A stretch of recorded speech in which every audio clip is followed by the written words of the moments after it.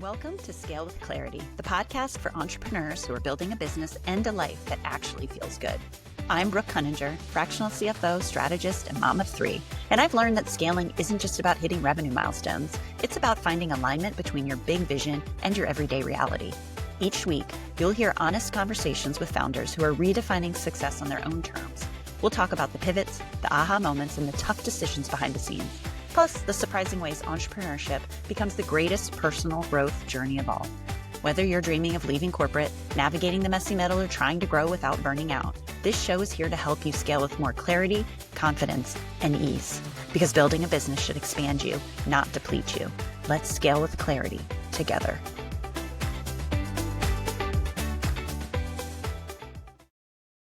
Talking to so many women, they say, I'm doing great, but I'm not putting any money in my pocket. And we both are like, then you're not doing great. Yeah. Like right. the difference between but I'm not revenue actually and making profits. anything. Yeah. So don't build that business model. And if you find yourself in that business model, I just talked to someone yesterday. I was like, okay, time to pivot. All these expenses go out the door till you can pay off some of your credit cards. But I think that the financial model is not a top line model. That is part of it. It is not a top line model. It also has fractional profit. CFO. You are speaking my language. Yeah, so you know it. And then the Profit. second thing it's not is revenue. It's profit. It's profit. And the second thing is it has to be forward looking. I mean, Victoria got to the point where she could predict our breathing 2 months from now. And I mean, it was very hard fought, right? But we knew, okay, this is where we're going to be in April, so we can spend this. Yeah. It's super powerful. But if you don't have that and you're just like, look, I got a new important client without saying, okay, that's part of my forecast, which means I can now spend the investment I said, which means I can now take $6 out of the business, which was my goal this year. I mean, because sometimes you're not taking very much.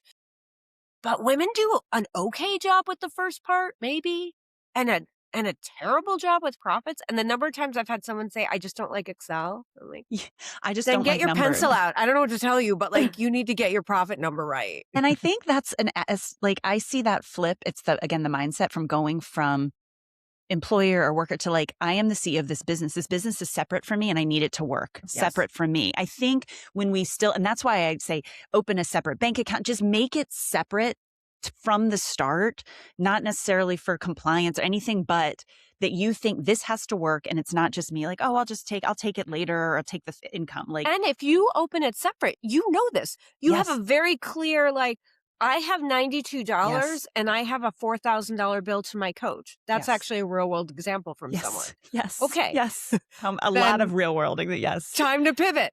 Yeah. And you do because you see it and it's your reality and you fix it, but only if you see it so clearly. I love it. Those are so good. Both of you are living examples of this. Is it might be really looking at your own ego and saying, an ambition and saying, I'm going to lean into it now or not, and realizing life is long and there can be different chapters. Like this business I'm building right now is a lifestyle business, so I can have flexibility and autonomy and be more flexible when the kids are around because they're young. That does not mean 10 years from now, I'm not going to start the business that I want to exit in 5 years and I won't have lost it. And I think that's what a lot of myself included worry, that if I make a change now, I will lose that kind of drive and that skill set. And I think just reframing that to say, like, you are choosing, you're not waving the white flag and stepping back. Whatever it is, it's a long lifetime and you have plenty of time to kind of do both or all. It's just not at the same time. Women get out of the workforce at a time where they could instead get out of the workforce, start a small version of their bigger dream.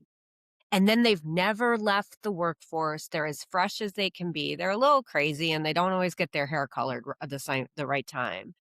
But you do that and then you're at the point where I'm at right now, but I swear I'm not doing this, where I'm like, oh, I've got all the time in the world. What shall I do with this? So, well, we always say you can tell others and then you need others to be able to tell you that too. Yeah. Enjoy it, Beth. I think there's no shame in saying, I could be big, but I'm going to stay small for a while. And then if I choose, I'm going to go big again. I think there's so much truth too in even I don't want to say because that can be impactful in of itself, but like the starting small and building something really powerful can be way more impactful than staying where you are in misalignment or not ever going after leaning into your real strengths and skill sets and owning that.